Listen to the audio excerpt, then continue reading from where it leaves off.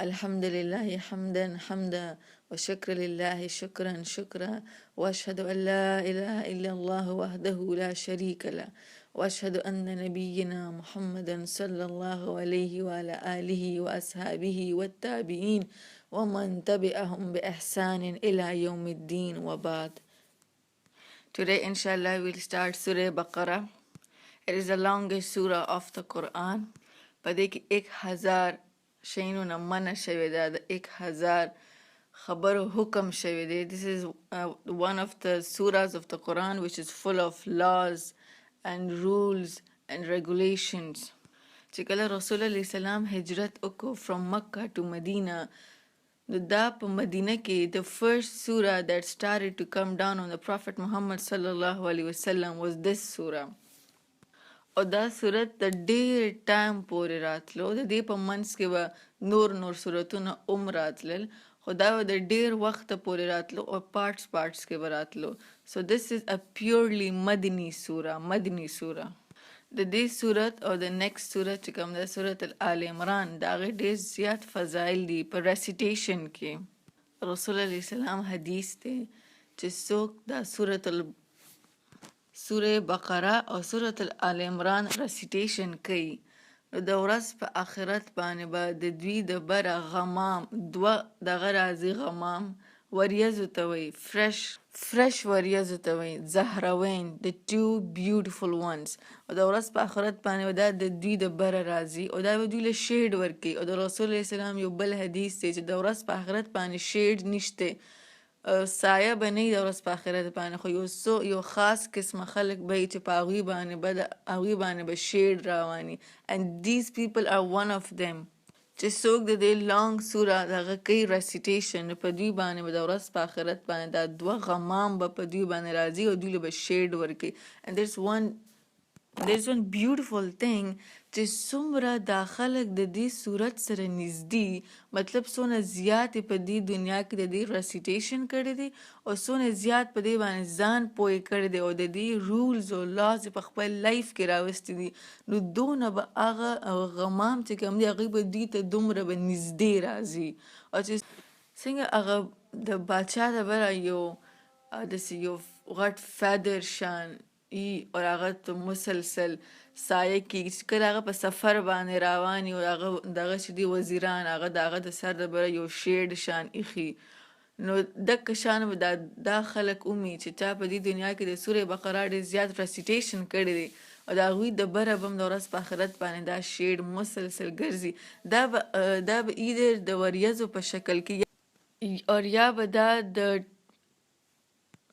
two beautiful big feathery birds په شکل کې راځي، نو یا به دا غمامي او یا به دا د birds په شکل کې راځي چې کم دو شکل کې، خو دا به د خپل هغه ریسیټیشن والا کس نه د سر د برې هغوی له به شیډ ورکوي. او چې کله هغوی حساب کتاب ته ودرېږي، چې کله د هغوی پیشي کېږي، نو دا دوه سورتونه سورة البقره او بیا سپیشلی سورة البقره، نو دا به د دې کس په مخامخ راشي او دی به ایز شافي مطلب شفارس کوونکی به د دې کس، او د هغه پورې به دا کس نه پرېږدي چې څو پورې دا صورت it takes that person to Jannah. Subhanallah, subhanallah, it's a beautiful saying. We should stick to this surah. We should try چې په دې صورت باندې ځان پوي کړو انشاءالله. It's the longest surah of the Quran. That's why it is divided into 9 parts. او نن دونه هر څه سره نه برډن کومه چې تاسو on the start صورت شروع کوم and I go with a رکوع انشاءالله. سبا نه به موږ دا صورت شروع کوو. but for today I have a homework for you guys. تاسو به دا homework کوئ او written homework دی دا of سوره بقره کوئ او د هغې تصویر به وباسئ او ماته به سینډ کوئ. The homework is to write down the 9 parts of Surah Al-Baqarah. The Surah Baqarah 9 parts دی. 9 parts ځکه دی because it's a long surah. To make it study it easy, نو دا 9 parts کې ډیوایډ شوې ده. زه به تاسو ته یو پارټ ویم او د هغې چې کوم نوم دی د هغې کې چې څه دي دننه به زه تاسو ته ویم. ستاسو دا هومورک دی چې هر یو پارټ به لیکئ، پارټ 1 پارٹ 2 پارٹ 3 پارٹ 4 پارٹ 5 6 7 8 9 اور دا غي په مخامخ بلی کې چې پارٹ 1 کې دادي، پارٹ 2 کې دادي، پارٹ 3 کې دادي. Now starting with part 1. Part 1 deals with humanity. په دې دنیا کې درې قسمه خلق دي. مسلمان، non-Muslim مطلب کافر, and 3 is منافق. No, part 1 of Surah Baqarah deals with 3 types of people. 1 Muslim, 2nd non-Muslim, 3rd hypocrites, munafiq. So this is the first part of Surah Al-Baqarah. The second part of Surah Al-Baqarah deals with the first chosen human, the first special human. په دې دنیا کې د ټولو نه اول چې کوم human being و نو هغه څوک و؟ حضرت آدم علیه السلام. So part 1 deals with this first special human being, and that is Hazrat Adam alayhi salam. This is where the humanity began with. په دې پارت کې د حضرت آدم علیه السلام ذکر دی چې جنت کې بیا د جنت نه څنګه ووتو، بیا هغه کومه دغه وکړه دعا جیسے لایک ټو رکوع، په دې باندې ټو رکوع دي او دا به انشاءالله مونږ وایو this is the part 2 of Surah Al-Baqarah. نو part 2 چې کوم هغه و د special human being په باره کې، right? He was the chosen one. دا الله choose کو to start humanity with.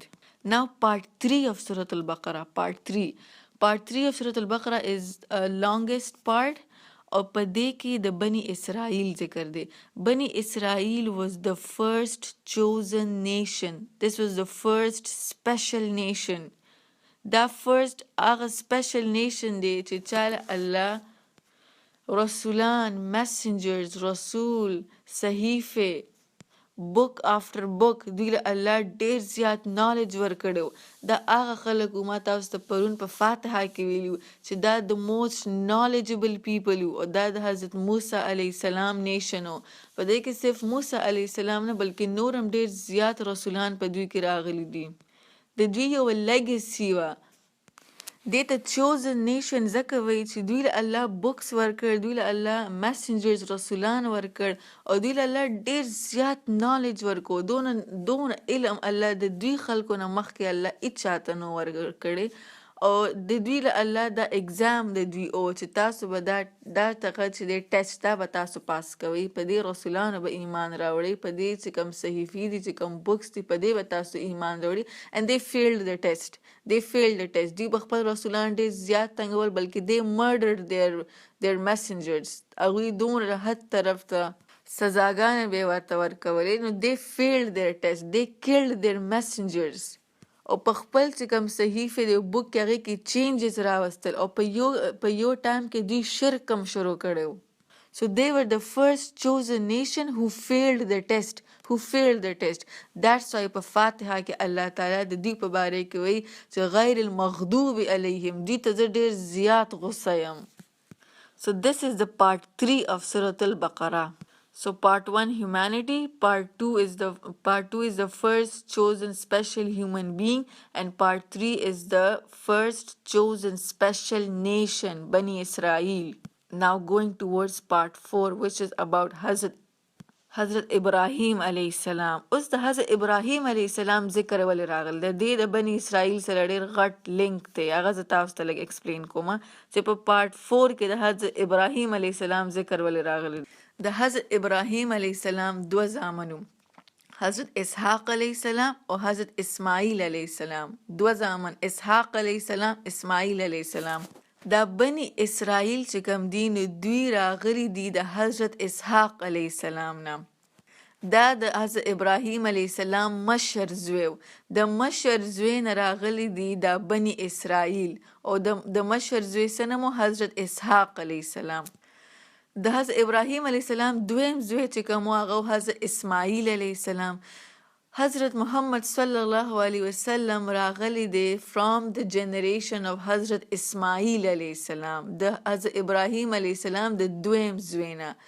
نو دا بني اسرائیل د رسول علیه السلام نه صرف په دې خبره باندې ریجیکشن کوي، صرف په دې خبره باندې د رسول علیه السلام باندې دین نه راوړي چې هغوی وایي چې دا رسول علیه السلام د حضرت اسحاق علیه السلام نه ولې نه دی، څنګه چې مونږ یو د اسحاق علیه السلام نه، دی د حضرت اسماعیل علیه السلام نه ولې راغلی دی صلی الله علیه وسلم. او ما تاسو ته ووایي که نه چې په بني اسرائیل کې ټولو نه زیات میسنجرز راغلي نو هغوی به ډېر زیات غرور کې هر ټایم و چې موږ خو ډېر نالجبل خلک یو موږ ته خو الله ډېر اهمیت راکړی موږ خو چوزن یو موږ خو سپیشل یو نو هغوی به وایي چې موږ دومره سپیشل نیشن یو او د چې کوم آخري میسنجر دی نو هغه راځي د حضرت اسماعیل علیه السلام په جنریشن کې Why is he not in the generation of Ishaq alayhi salam? او دا دواړه د حضرت ابراهیم علیه السلام زامن دي خو اسحاق علیه السلام مشر زوی دی او اسماعیل علیه السلام دویم زوی دی او دوی هم دقه یو چې د دې مشر زوی نه به هم دا رسول علیه السلام به زمونږ په جنریشن کې راغلی نو موږ به په ده باندې اوس دغه راوړی وی ایمان صلی الله علیه وسلم او دا بني اسرائیل خو په مصر کې اوسېدل خو چې کله رسول علیه السلام هجرت وکړو نو دوی په مدینه کې نو دوی څنګه هلته رالل د دوی په صحیفو کې دا خبره هم لیکلی شوې وه چې یو لاست میسنجر به راځي او د هغه چې کوم هجرت پلیس دی نو هغه به مدینه ای نو دوی ته دومره شورټي وه چې دا لاست رسول به د زمونږ په نیشن کې زمونږ په جنریشن کې به راځي دی به هم د حضرت اسحاق علیه السلام جنریشن نه راځي نو دوی ورله هجرت وکړو مدینې ته او چې بیا کله رسول علیه السلام د مکې نه مدینه ته هجرت وکړو سو دی ور ان شاک چې دی لاست میسنجر دی هاو دی خو د حضرت اسحاق علیه السلام د نیشن نه دی هی از فرام اسماعیل علیه السلام سو دی ریجیکټډ هیم نو ان پارت 4 اف سورۃ البقره د حضرت ابراهیم علیه السلام ذکر راغلی دی چې دوی ته الله دا وایي چې تاسو ولې دونه سخت ریجیکشن تاسو وکړو دا ولې که اسحاق علیه السلام دی که اسماعیل علیه السلام دی the father is one and who is the father حضرت ابراهیم علیه السلام نو ځکه الله په پارت 3 کې د دوی ذکر وکړو چې they are the first chosen nation او د دوی د ریجیکشن ذکر یې وکړو او په پارت 4 کې د حضرت ابراهیم علیه السلام ذکر راوستو چې ایٹ لیست تاسو دا سوچ وکړئ چې تاسو father is one که رسول علیه السلام د اسماعیل علیه السلام نه راغلی دی او که تاسو د اسحاق علیه السلام نه راغلی یې ستاسو father is one and that is Hazrat Ibrahim alayhi salam. So I'll repeat, part 1 is about humanity, part 2 is about the first chosen special human being, part 3 is about the first chosen special nation, Bani Israel, part 4 is about Hazrat Ibrahim alayhi salam. Now the part 5 is about Khana Kaaba. This is the middle of this surah. Subhanallah, just imagine. The middle of this surah deals with Khana Kaaba. The making of the Khana Kaaba. It is in this surah or this surat months de bilkul. Subhanallah. Just like Khana Kaaba is the center of the world. So in this longest surah, Khana Kaaba is the center of this surah. په دې پارت کې چې کله رسول علیه السلام په مکه کې او هغه به جروسلم طرف ته مونځ کو دا دغه چې کوم جروسلم نو دا د دې ته به د بني اسرائیل چې څونه میسنجرز هغوی به دې طرف ته مونځ کو او چې هغه چې دی بني اسرائیل هغوی به هم دې طرف ته مونځ کو دا مسجد اقصی ده دې ته جروسلم وایي چې کله د رسول علیه السلام هجرت وشو مدینې ته نو رسول علیه السلام ته الله د مونځ په دوران کې ورته وحي وکړي to change your side from Jerusalem to the Khana Kaaba. This change occurs towards the Khana Kaaba during the prayer. This is the part 5 of the Surah Al-Baqarah. Now part 6 of Surah Al-Baqarah. Part 6 of Surah Al-Baqarah deals with the Muslims now. دا چې کوم لیبل او کنه of chosen nation دا الله د بني اسرائیل نوالی او مسلمز ته دا دغه ورکی لیبل. This is the part 6 of Surah Al-Baqarah چې دې کې الله بیا مونږ طرف ته وایي چې now you are the chosen nation, now you have the last messenger in you. اوس به ستاسو دغه کېږي ټیسټ چې څنګه د بني اسرائیل ټیسټ شوی and they failed their test. اوس په دغه شان ستاسو ټیسټ کېږي نو په part 6 is about Muslims now. It's about Muslims. Let me repeat. Part 1, humanity. Part 2, first special human being. Part 3, first special chosen nation, the Bani Israel. Part 4, Hazrat Ibrahim alayhi salam. Part 5, Khana Kaaba. Part 5 is about the Khana Kaaba. Part 6, it's about Muslims now. Now we are the second chosen nation now. Now we have the label of the chosen nation. Now we are the special nation. او مونږ ته الله د بني اسرائیل ټول mistakes وایي چې د دې په شان نشي. دوی چې څنګه کړي دي دغه شان تاسو نه کوي. دا ټول part 5 دی. It's about Muslims now. Don't go on the footsteps of the Bani Israel. Don't win my maghdoob. Don't win my ghussa. This is the part 6. It's about Muslims. Now the part 7 of Surah Al-Baqarah. Part 7 of Surah Al-Baqarah. Now since Muslims to Allah aga label warki chi, now you are the chosen nation. Now you have to هغوی خو خپل ټیسټ فیل کو. now you have to pass your test. او د دې ټیسټ پاس کولو دپاره اوس مونږ ته الله په پارت 7 کې مونږ ته الله اوس رولز راکوي. پارت 7 of Surah Al-Baqarah is full of rules and laws. fasting د حج په باره کې دی، رمضان په باره کې دی، زکات په باره کې دی، وراثت په باره کې دی، د ښځو ټول مسایل دی پکې. There's a chapter on یتیم، د یتیمانو باره کې یو پوره د هغوی حقونه دي، د هغوی حقوق دي، د هغوی رایټس دي، هغې په باره کې دی. نو پارت 7 is full of laws and rules and regulations. اوس په مسلم څه کوي، لایف پته څنګه تیری. This is all about part 7 of Surah Al-Baqarah. Part 8 of Surah Al-Baqarah is the most important part. It deals with money. It's all money matters. پیسه به چرته لګې، زکات به څنګه ورکې، لون چې د چا نه ته لون والې هغه سره به ته څه کې، ستا وراثت کې به د چا ته پیسې ځي. اټس آل اباؤٹ پارت 8 چې کوم دی. اټس آل اباؤٹ منی. سود په باره کې دی. منی چې کوم دی که هغې باندې سود هم کېږي، ربا هغې په باره کې. نو پارت 8 is purely and solely about money. Part 9, the last part of this surah, deals with the last 2 verses of Surah Al-Baqarah. The last 2 verses of Surah Al-Baqarah are the special verses. هر شپه د هغې recitation پکار دی، د هغې خپله special فضایل دي. هغه به انشاءالله when we reach there زه به تاسو د هغې فضایل ووایم. but for now you should know چې part 9 deals with the last 2 verses of Surah Al-Baqarah. Now these were the 9 parts of Surah Al-Baqarah. اوس تاسو homework دا دی، چې تاسو به دا part 1 لیکئ، part 1 اور هغې په مخامخ ولیکئ humanity, the 3 types of people: Muslims, non-Muslims and hypocrites. منافق چې دي. Part 2, the first chosen human being, Hazrat Adam alayhi salam. Part 3, the first chosen special nation, Bani Israel. Part 4, Hazrat Ibrahim alayhi salam. Part 5 is the change towards the Khana Kaaba. Part 6 deals about Muslims. Part 7 is about rules and laws and regulations. Part 8 is about money. And part 9 is the last 2 verses of Surah Al-Baqarah. This is your homework. Inshallah, tol bada kawai. Write it down on a piece of paper. او دا غي دا وباسي picture او ما ته send کړئ. که WhatsApp که دا زما په نمبر باندې ما ته send کړئ. که تاسو په دا WhatsApp دغه چې د ګروپ په دې کې نه send کول غواړئ نو ما ته specially send کړئ. But homework should be done. که چا homework اونکو نو زه به د ګروپ نه وباسم. ما مخکې یو واتساپ ګروپ جوین کړی ایگزامز کې او هغوی موږ له داسې دغه راکړی هومورک او ما هغه نو کړی. ما ورته زما ایگزام دی، فاینل ایئر ایگزام و زما ایگزام ته آی تھنک یو ویک وه او هغې داسې هومورک راکړو او ما هغه ونه کړو. نو هغې کس زه د ګروپ نه ویستم. نو ما یې وایه دا خو ښه کار دی.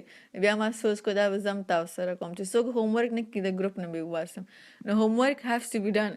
هومورک از هومورک. چې کوم هومورک چې در کوم به تاسو کوئ چې ما ته پته لګي چې ما ته رسپانس ملاویږي او ریګولر ټیسټ به کېږي انشاءالله. but I'm still thinking how should I take them.